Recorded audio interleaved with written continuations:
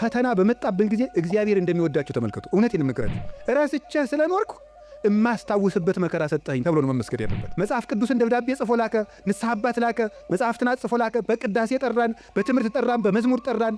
ወንድሞቻችን ሲመጡ በመከራ ጠራን፣ አልተመለስንም። መጨረሻ ላይ ደግሞ የመከራ መልእክት ይልካል። እባካችሁ ኑ ነው። ለምን ነው የሚያድን አምላክ እንደ እግዚአብሔር ያለ አለን? ባለትዳሮች ሲጣሉ እኮ ነው ባጋባናቸው በ20 ዓመታቸው እኮ ነው ቤተክርስቲያን የሚመጡ ሲጣሉ ነው። ይኸው ከተጋባን ዓመታችን ነው። ምላትን አትሰማኝም፣ ምንም አታዳምጠኝም ማለት ይጀምራል። ማለት 20 ዓመት ጠፍቶ ኑሮ ምናምን መከራውን ነው ተደዝድዞ ነው ዚያ መከራችን ምን ተመስገን ነው እንኳን መጣችሁ። ወወልድ ወመንፈስ ቅዱስ አሃዱ አምላክ ቅድመ ዓለም የነበረ ይህንን ዓለም በካህሊነቱ የፈጠረ ዓለምን በቸርነቱ የሚመግብ ሥጋችንን ለብሶ ያዳነን ፈጣሪያችን መድኃኒታችን ኢየሱስ ክርስቶስ ስላደረገልን ስለ ቸርነት ሥራ ሁሉ ከባሕሪ አባቱ ከአብ ከባሕሪ ሕይወቱ ከመንፈስ ቅዱስ ጋር አንድ ለምትሆን መንግሥቱ ክብር ምስጋና ይድረሰው። የእናታችን የቅድስት ድንግል ማርያም የቅዱሳን መላእክት የቅዱሳን ሐዋርያት የቅዱሳን ነቢያት የቅዱሳን ሰማዕታት ጻድቃን ረድኤታቸው በረከታቸው ከእኛ ጋር ይሁን። እግዚአብሔር ፈቃድ ዛሬ የምንማማርበት የትምህርታችን ርዕስ እግዚአብሔር ሰይጣንን እንዲፈትነን ለምን ይፈቅድለታል በሚል ርዕስ ነው የምንማማረው። እንግዲህ መቼም ትምህርት ስንማር አንዳንድ ጥያቄ መመለስ ነው ዓላማው። ሰይጣን የሚፈጥርብንን ዓላማ መመለስ ነው። እርግጠኛ ነኝ የሁላችሁም ጥያቄ ነው። ነው አይደለም? እስቲ ነው የሚል ነው። እሺ እግዚአብሔር ይስጥልን። የሁላችሁም ጥያቄ ነው። ካልሆነ እንለፈው ርዕስን። የሁላችሁም ጥያቄ ነው። እሺ በብዙ ሰው የማያምኑ ሰዎችም ይህንን ይጠይቃሉ። እግዚአብሔር መልካም ከሆነ ለምንድን ነው እንደዚህ ያለ ችግር ሲደርስብን ዝም የሚለን? ለምን ዝም ይላል እግዚአብሔር የሚል ነገር አለ። መጽሐፍ ቅዱስንም ስናነብ የሚጋጭ የሚመስል ነገር ብዙ ነገር ታገኛላችሁ። የመጀመሪያው እግዚአብሔር ባህሪው መልካም ነው። ባህሪው መልካም ነው። በሱ ዘንድ ክፉ የለም። አልወ ጽልመት ውስተ መክፈልታቲሁ። በእግዚአብሔር በባህሪው ኃጢአት የለበትም፣ ነውር ነቀፋ የለበትም። እስመ ንጹሕ አጠባያቲሁ ለእግዚአብሔር። የእግዚአብሔር ባህሪ ሁሉ ፍጹም ንጹሕ ነው። እግዚአብሔር ባህሪው ንጹሕ ነው። ፈቃዱ ደግሞ መልካም ነው። ኄር እግዚአብሔር ለእለ ይትዔገሥዎ ወያድኅኖሙ በጊዜ ምንዳቤሆሙ። እግዚአብሔር ለሚታገሱት ሁሉ እግዚአብሔር መልካም ነው፣ በመከራ ቀንም መሸሸጊያ ነው ይላል ትንቢተ ናሆም ምዕራፍ 1 ቁጥር 7 ላይ። እግዚአብሔር መልካም ነው፣ በመከራ ቀንም መሸሸጊያ ነው። እግዚአብሔር መልካም ነው፣ በመከራ ቀንም መሸሸጊያ ነው። ወምስካኢነ ውእቱ አምላኩ ለያዕቆብ። የያዕቆብ አምላክ መጠጊያችን ነው። ወበይንተዝ ኢንፈርህ ለማድለቅለቀት ምድር ወለመኒ ፈለሱ አድባር ውስተ ልበ ባሕር። ስለዚህ ተራሮች ተነስተው ወደ ባህር ልብ እንኳን ተነስተው ቢገቡ ወይም ቢነቀሉ አንደነግጥም፣ የያዕቆብ አምላክ መጠጊያችን ነውና። ይሄ እግዚአብሔር መልካም እንደሆነ ነው የሚያሳየው። እግዚአብሔር ያበርህ ሊተ ምንትኑ ያፈራህኒ። እግዚአብሔር ብርሃኔና መድኃኒቴ ነው፣ የሚያስፈራኝ ምንም የለም። እግዚአብሔር ምእመና ለሕይወቴ። እግዚአብሔር የሕይወቴ መታመኛዋ ነው። ምንም የምፈራው ነገር የለም።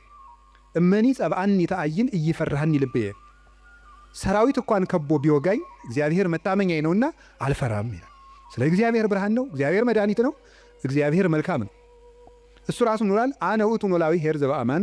እኔ እውነተኛ እረኛ መልካም እረኛ እኔ ነኝ ይላል። በጎ እረኛ እኔ ነኝ። እንኳን በአፋ ሆኖ መጠበቅ ይቅርና ራስን አሳልፎ በመስጠት እንኳን የሚጠብቅ እረኛ ነው እሱ። እግዚአብሔር ንጉሥ ሆኖ መጠበቁ፣ አምላክ ሆኖ መጠበቁ፣ በሰማያዊት መንግሥቱ በግርማ መለኮቱ ሆኖ መጠበቁ ድንቅ ነው። ከዚያ ያለፈ ደግሞ የሚደንቀው ራሱን በመስጠት የጠበቀን እረኝነት ግሩም ነው። ለእኛ ራሱን አሳልፎ መስጠቱ። እግዚአብሔር እኔ ቸር እረኛ ነኝ ብሏል። እኔ ቸር እረኛ ነኝ፣ በጎቼም እኔን ያውቁኛል፣ ድምፄንም ይሰማሉ።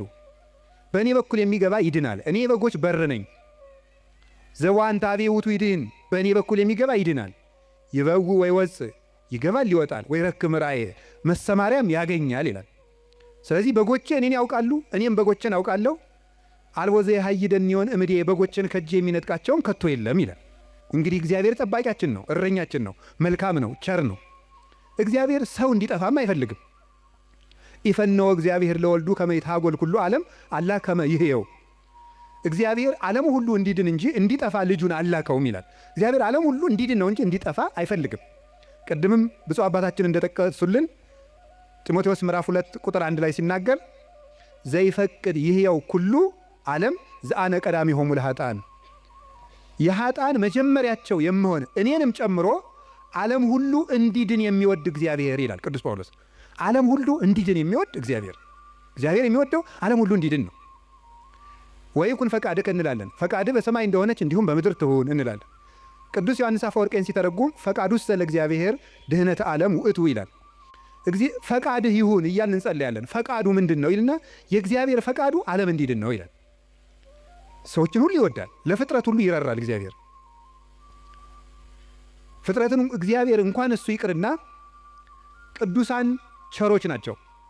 የቅዱሳን ቸርነት ከሰው አንሶ እስመ ነፍሰ ጻድቅ ይትራራ ላይ ለነፍሰ እንስሳው የጻድቅ ሰው ነፍስ ለእንስሳ እንኳን ይራራል ይላል። ጻድቅ ለእንስሳ እንኳን የሚያዝን ነው። እግዚአብሔርን ተውት። አንድ ሰው እግዚአብሔርን መምሰል ሲጀምር ለእንስሳ እንኳን የሚያዝን ይሆናል። ለእንስሳት የሚያዝን ይሆናል። ዛሬም ድረስ አሉ ለእንስሳት የሚያዙ። በገጠር ያሉት ያዝናሉ። የከተማው ሰው እንጃ ያላውቅም፣ ከተማ ስለማልኖር። የገጠር እናቶች ጤፍ እንኳን ሲያበጥሩ ለወፎቹ ይተውላቸዋል፣ እንዲለቅሙ ይተውላቸዋል። ለዝንጀሮ ይተዋል። በኦሪት ዘዳግም አለ ቃርሚያ በቃረምክ ጊዜ አዝመራህን ጨርሰህ አትጨደው፣ ለድሃና ለአውሬ ተው ተብሏል። ርኅራኄ የብሉይ ኪዳንም የሐዲስ ኪዳንም አስተምሮ ነው። ጥጃውን አርደህ በእናቱ ወተት አትቀቅለው ይላል። የቸርነት ሥራ ነው ይሄ። ርኅሩሁን ነው። በእናትና በልጅ መካከል ገብተህ ጭካኔን አታድርግ ማለት ነው። እናትና ልጅን መለየት ጭካኔ ስለሆነ እግዚአብሔር እንኳን ለሰው እናትና ልጅ ይቅርና ለእንስሳት እናትና ልጅነት የሚያዝን ርኅሩህ ነው እግዚአብሔር። ለእንስሳቱ ርኅራኄ ሰርቶላቸዋል። አህያውን ያለመጠን እንዳይጭኑት ሥራ ተሰርቷል እግዚአብሔር። በሬና በሬ እንዳይዋጋ ሥራ ተሰርቷል። አንዱ በሬ የአንዱን በሬ ወግቶ እንዳይገድል ኦሪት ዘጸአት ምዕራፍ 21 ላይ እንደተጻፈልን። ስለዚህ እግዚአብሔር ለእንስሳት እንኳን እንድናዝን ፈጥሮናል። ለሁሉ ልክ መልክ ሰጥቶ ነው የፈጠረ እግዚአብሔር። ሁሉም እንኳን እሱ የእሱ ቅዱሳን እንኳን ቅዱሳን እሱ የፈጠረው ፍጥረት እንኳን መልካም ነው። 6 ቀን የፈጠረው ፍጥረት ሁሉ ወሬ እግዚአብሔር ከመሰናይ እግዚአብሔርም ያ መልካም እንደሆነ አየ እያለን የደመደመው የፈጠረው ፍጥረት ሁሉ እግዚአብሔር መልካም ነው። እንግዲህ እግዚአብሔር መልካም ከሆነ ቸርም ከሆነ እንዳንጠፋም የሚፈልግ ከሆነ እንድንድንም የሚፈልግ ከሆነ ቸር እረኛችንም ከሆነ እሱን ከተጠጋን ምንም የሚነጥቀን ከሌለ በሱ ስም እያመንን እሱን ጥግ እያደረግን የሱን ስም እየጠራን እየጸለይን እያስቀደስን በጎ እግዚአብሔር የት ሂዶ ክፉ ይደርስብናል የሚል ጥያቄ ሁላችንም እንጠይቃለን። ዲያብሎስ ራሱ ክፉ ነገርን ያመጣና እግዚአብሔር ቸር ከሆነ ክፉ ነገር ለምን አመጣብህ ብሎ ደግሞ ይጠይቀናል። ለዚህ መልስ ያጣች ነፍስ በእግዚአብሔር ተስፋ ቆርጣ ትቆበልላለች። ለምንድን ነው እግዚአብሔር የማያዝንልኝ? አንዳንድ ጊዜ ደግሞ እንደውም በተለይ የአሁኑ ትውልድ ምን ብሎ ሊጠይቅ ይችላል? ቆይ እግዚአብሔር በእኔ ስቃይ ደስ ይለዋል ይላል። እግዚአብሔር በእኔ ስቃይ ደስ ይለዋል ወይ? ለምንድን ነው እኛ ስንሰቃይ ዝም የሚለው የሚል ጥያቄ። እዚሁ ጋር የሚያያዝ አንድ የመጽሐፍ ቅዱስ ጥቅስ ላንሳላችሁ። አነ ውእቱ እግዚአብሔር ዘፈጠርኩ ብርሃነ ወገበርኩ ጽልመተ። ብርሃንን የፈጠርኩ እኔ ነኝ፣ ጨለማንም የሠራሁ እኔ ነኝ። አመጽ ሰላመ እፈጥር ሰላመ ወእገብር እኪተ። ሰላምንም አመጣለሁ ክፋትንም እፈጥራለሁ። አነ እግዚአብሔር ፈጠርኩ ዘንተ ኩሎ። እኔ እግዚአብሔር ሁሉንም ይህንን ፈጠርኩ ይላል ትንቢተ ኢሳይያስ ምዕራፍ 45 ቁጥር 6 ላይ። እኔ እግዚአብሔር ሰላምን አመጣለሁ ክፋትን እፈጥራለሁ፣ ብርሃንንም ፈጥሬአለሁ ጨለማንም ፈጥሬአለሁ ይላል። እዚያ ላይ እግዚአብሔር መልካም ነው አለ። አሁን ደግሞ እዚህ ላይ እኔ እግዚአብሔር ክፋትን እፈጥራለሁ ይላል። እግዚአብሔር ክፋትን ይፈጥራል? ምን ትላላችሁ? እንዴ እፈጥራለሁ ያለ እኮ ራሱ ነው። እግዚአብሔር ራሱ ነው እኔ ክፋትን እፈጥራለሁ። እኔ እኮ መጽሐፍ ቅዱስ ላይ ነው የጠቀስኩት። እግዚአብሔር እንደዚህ ብሏል፣ እግዚአብሔር ክፋትን እፈጥራለሁ ብሏል ይላል። ምን ትላላችሁ? እኔ ክፋትን የምፈጥር አምላክ ነኝ ይላል። እኔ ሰላምንም አመጣለሁ ጦርነትን የማመጣው እኔ ነኝ ይላል። ከዚያ መልሶስ ደግሞ ምን ይላል ደግሞ መልእክተ ያዕቆብ ምዕራፍ 1 ቁጥር 3 ላይ ኢያሜክር እግዚአብሔር በእኩይ ይላል። እግዚአብሔር በክፉ ማንንም አይፈትንም ይላል። እንዴት ያለ ነገር! እግዚአብሔር በክፉ ማንንም አይፈትንም። ኢሳይያስ ላይ ደግሞ እኔ እግዚአብሔር ክፋትን እፈጥራለሁ። አልተጋጨም? ተጋጭቷል? እሺ አልተጋጨም። አንስታሴዎስ የሚባል ሊቅ ምን ብሎ ይናገራል? መጽሐፍ ቅዱስ ተጣልቶ አያውቅም። መጽሐፍ ቅዱስ የተጣላ መስሎ የሚታየን እኛ ከመጽሐፍ ቅዱስ ጋር ስለተጣላን ነው ይላል። አንተ ከመጽሐፍ ጋር ስትታረቅ መጽሐፍ ተጣልተው አያውቁም ብሎ ይናገር። ስለዚህ እግዚአብሔር መልካም ነው። እስቲ እግዚአብሔር መልካም ነው በሉ። እግዚአብሔር ቸር ነው በሉ። ሰው ሁሉ እንዲድን ይፈልጋል፣ ይረዳናልም። ልብ በሉ። እንዲያውም ምንድን ነው የሚለው? ወይ ፈቅድ ምክንያት ለድኂን እግዚአብሔር ሰውን ለማዳን ምክንያት ይፈልጋል። ሰውን ምክንያት ፈልጎ ነው የሚያድን እንጂ ቆይ እስቲ በገሌ በምን ልፍረድበት አይደለም የሚለው። የሚያድን ነገር ከዚህ ሰውዬ ምን ላግኝ፣ እንዲሁ ምን አይቼ ልማረው ነው የሚለው እንጂ እግዚአብሔር እንዲሁ በገሌ በምን ልፍረድ ይችንም ልመዝግብ አይደለም የሚለው። ኃጢአትን ብትቆጣጠር ኑሮ በፊት ማን ይቆማል ያለ ዳዊት ይሄን ነው። ኃጢአትን ብትቆጥር በአንተ ፊት የሚቆም ማንም አይቆምም። ቸርነትን የሚቆጥር እግዚአብሔር ሰውን ለማዳን ተግቶ የሚሻ አምላክ መሆኑን የምታዩት ሰውን ለማዳን ወርቅ እፈልጋለሁ ቢል ኖሮ ወርቅ ስንት ሰው ይኖረዋል? እግዚአብሔር ግን ሰውን ለማዳን እስከ ውሃ ዝቅ ያለ አምላክ ነው።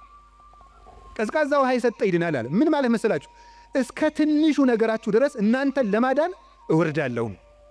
ውሃ ማንም ሰው ሊያገኘው የሚችለው ነው። ሌላ መንፈሳዊ ትርጉም አለው።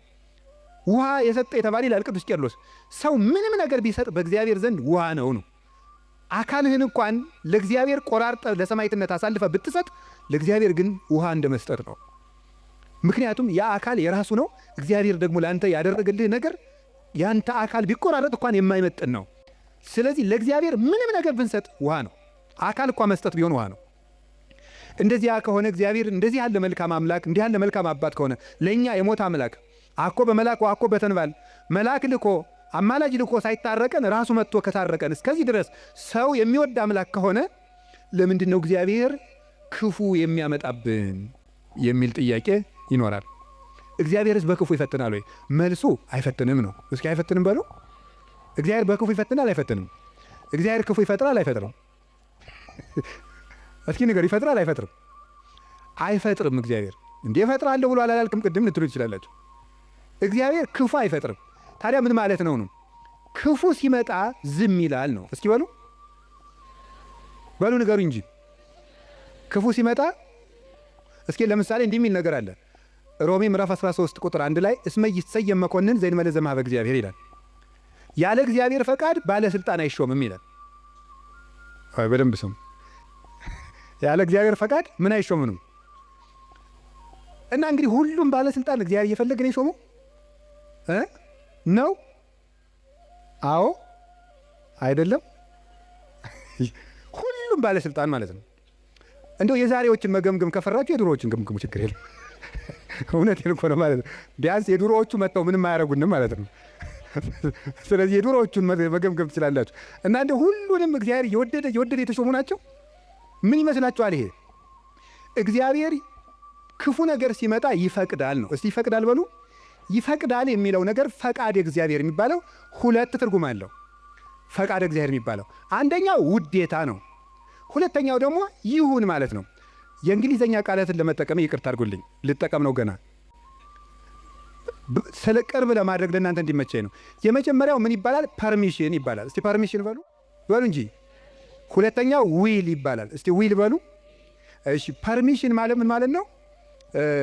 እናንተ ኃጢአት ስትሰሩ እኔም ስሰራ እግዚአብሔር ይፈቅድልናል። ምን ማለት ነው ይሄ? ይፈቅድልናል ማለት እግዚአብሔር እኔ ኃጢአት ስሰራ ደስ ይለዋል ማለት ነው።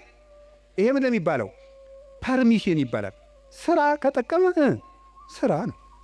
ኃጢአት አይጠቅምህም ብዬ ነግሬሃለሁ፣ ይጠቅመኛል ካልክ ስራ ብሎ ይተውሃል ማለት ነው። መተው እሱ ፐርሚሽን ይባላል። ያሰናብተናል።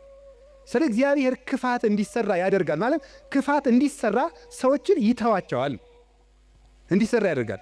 ዊል የሚባለው ደግሞ ወዶ የሚሰራውን እግዚአብሔር እንድንጸልይ ይፈቅዳል በሉ፣ እንድንጾም፣ እንድንጸድቅ፣ እንድንታረቅ ይሄ ፈቃድ ነው ይባላል። ይሄ ፈቃድ ማለት ውዴታ፣ ወዶ የሚያደርግልን ነገር። ገብቷችኋል? ልዩነቱ ገብቷችኋል? እሺ ይፈቅዳል ማለት የመጀመሪያው ፈቃድ እግዚአብሔር ነው ይላል። ዝም ብሎ ምንድነው ፈቃድ እግዚአብሔር? ያለ ፈቃድ እግዚአብሔር ባለስልጣናት አይሾሙም ማለት ከየት ነው የምታስገቡት? ክፉ ሰዎች ሲሾሙ ምን ይላቸዋል ነው? ዝም ይላቸዋል ነው፣ ይተዋቸዋል ነው እንጂ ሰዎቹን ናማ እናቴ የተሾምና ሰውን ጨርስልኝ አይላቸው። እግዚአብሔር እንደዚያ ብሎ ይሾማል ማለት አይደለም። እንደዚያ ሳይሆን የሚያደርገው እግዚአብሔር ክፉዎች ሲሾሙ ዝም ይላል። ለምንድን ነው ዝም የሚለው? እግዚአብሔር ነው ክፉ ነገር ሲመጣ። ስለዚህ ክፋትን እፈጥራለሁ ማለቱ ክፉ ሲመጣ ዝም እላለሁ ነው። ወይም ምን ማለት መሰላችሁ? የእግዚአብሔር እጅ አጥር ነው፣ ጠባቂ ነው፣ ረድኤት ነው። የእግዚአብሔር እጅ በእግዚአብሔር ለመጠበቅ ያልተገባን ሆነን ስንገኝ እግዚአብሔር አጥሩን ያነሳዋል። ያልተገባን ሆነን ስንገኝ አትጠብቀኝ ስንል ማለት ነው። ምን ማለት መሰላችሁ? መዝሙረ ዳዊት ላይ እንዲህ ይላል። መዝሙር 9 ላይ ውሃ ኮ ሀጥለ እግዚአብሔር ኃጢአተኛ ሰው እግዚአብሔርን አወከው ይላሉ ሊቃውንቱ። አወከው ማለት ነው እንዳይምረው ኃጢአት ይጨምራል፣ እንዳይቀስፈው ጥቂት ጽድቅ ይሰራል። ማታ መዝሙር ቀን ዘፈን እንደማለት እያቀላቀላ እግዚአብሔርን አወከው።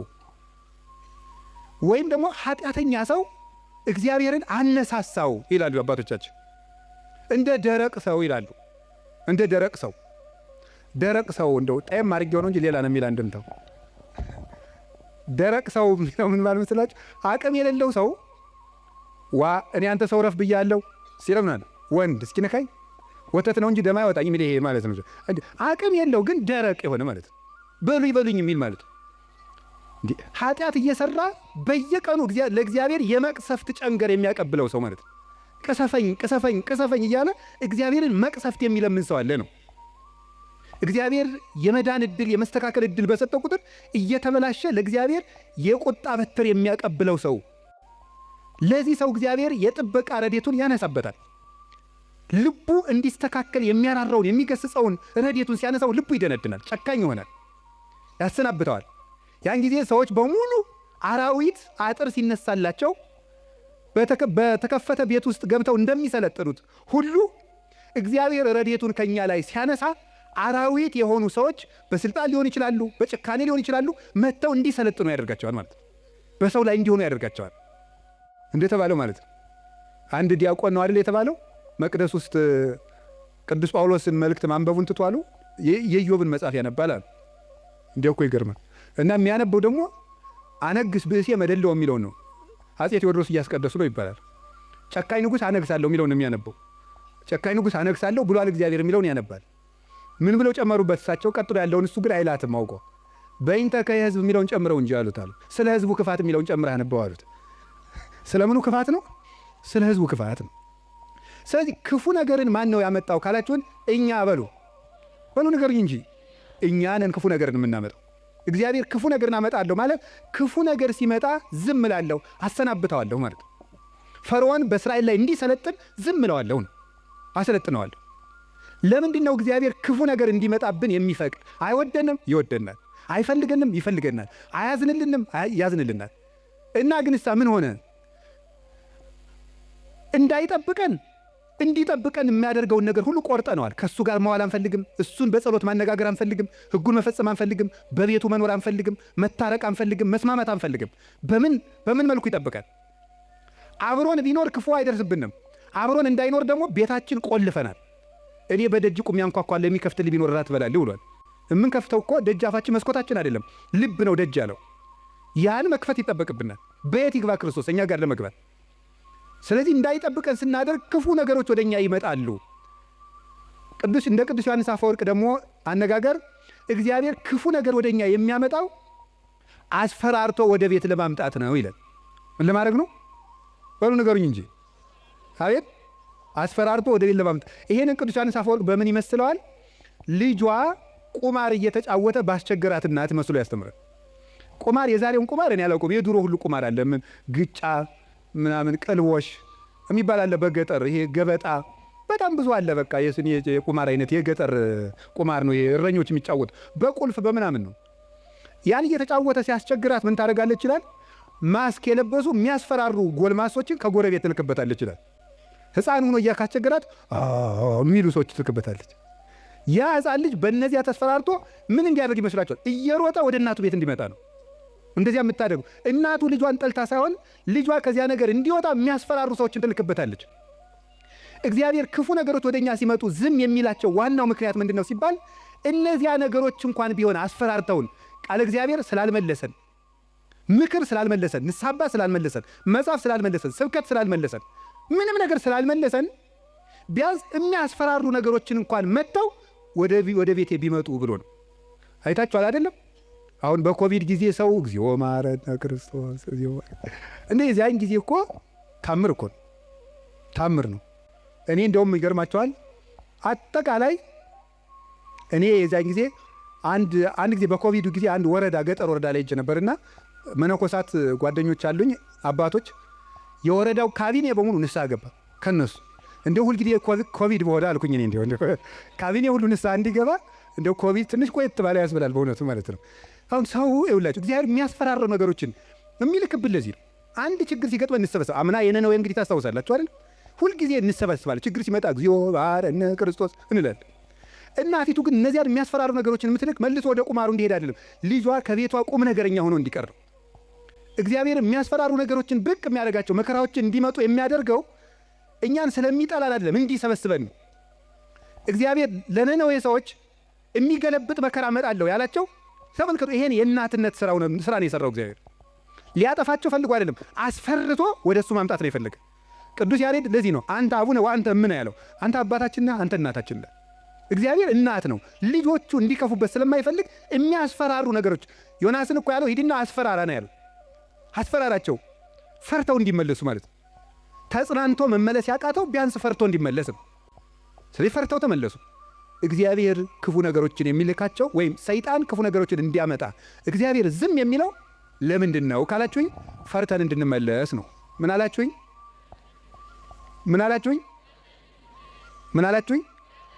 አንዳንድ ጊዜ ሕፃን ሆነን ስናስቸግር ትዝ ይላችኋል። ለከተማ ሰው እዚህ ምሳሌ ቅርብ አይደለም። አንተ ነዚያ ምድጃ እየቆሰቆስክ ያደግከው፣ እኛ ስቶቭ ነን እንዳትሉ።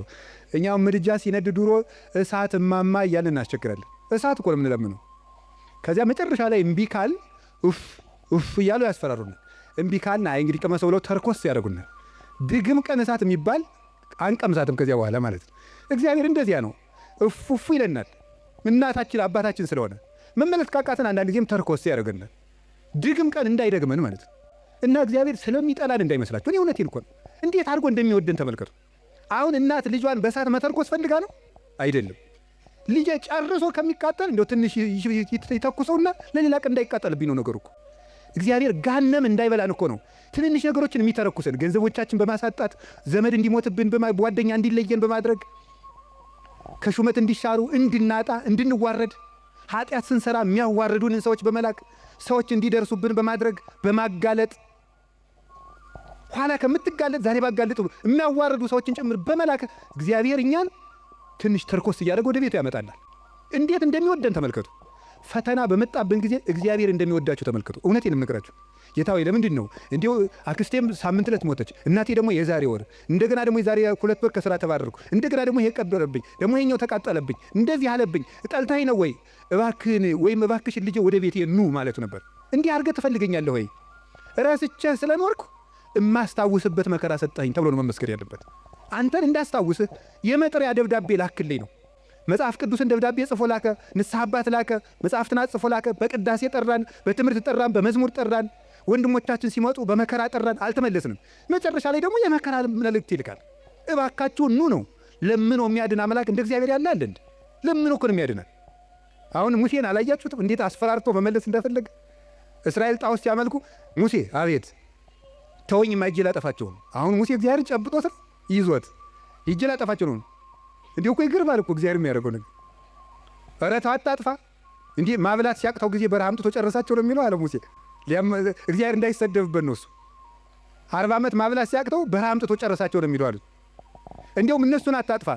አባቶቻችን ሲተረጉሙ አሁን እግዚአብሔር ሊያጠፋቸው ወዶ አይደለም ሙሴ እንዲሰራቸው እንዲቀጣቸው ብለው ነው እንጂ ይላል።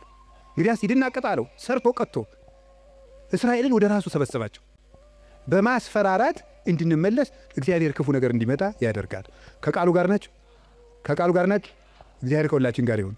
ስንት ሰው ነው እግዚአብሔር በሚያውቀው እንዴ ተነግሮ፣ እኔ እንዲያው አሁን ሰውየው መዚህ ስለሌለ ተመስገን ነው ልናገር። ተነግሮ ይሄንም አይሰማውም፣ ችግር የለም። ተነግሮ አልሰማ ያለ ሰውዬ የሳምባ ቲቪ ገብገብ ሲያደርገው የቆረበ ሰውን ያውቃሉ። ተመስገን ነው። እንኳን ቲቪ መጣ። እንዲህ እውነቴን እኮ ነው የምነግራቸው። ተርኩት ስንት ሰው ነው፣ ስንት አመፀኛ ነው። ጸበል እንደምን ሰነበታቸው፣ አማን ነው፣ ሰላም ነው፣ ፒስ ነው የሚለው ሁሉ ጸበል ሲሄድ እግዚአብሔር ይመስገን የሚለው። እንዲሁ እግዚአብሔርማ ይተርኩሰን እንጂ እውነቴን እኮ ነው የምነግራቸው። እግዚአብሔርማ ይተርኩሰን። ምድር ጠቧችሁ እኮ የምትራመዱት ሁሉ ጸበል ስትል ኩምሽሽ በቃ እንዲሁ ለተቸገረ እንድናዝን፣ አረማመዳችን እንኳን ልክ እንዲኖረው፣ ንግግራችን መጠን እንዲያበጅ እግዚአብሔርማ ይተርኩሰን እንጂ ተነግረን ሰምተናል እንዴ? እውነቴን ነው። ስንቶቻችሁን አሁን እዚህ ውስጥ ራሱ ብቆሰቁስ እዚህ ከተሰበሰበው ውስጥ እግዚአብሔር በሚያውቀው እግዚአብሔር ነቅሶ ቢያወጣ ሲቸግራችሁ ወደ ቤተ ክርስቲያን የመጣችሁ ስንቶቻችሁ ናችሁ?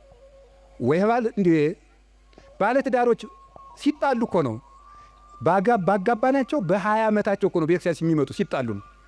ይኸው ከተጋባን ዓመታችን ነው፣ ምላትን አትሰማኝም፣ ምንም አታዳምጠኝም ማለት ይጀምራል ማለት 20 ዓመት ጠፍቶ ኖሮ ምናምን መከራውን ነው ተደዝድዞ ነው እዚያ ወዲያ መከራችን ምን ተመስገን ነው እንኳን መጣችሁ።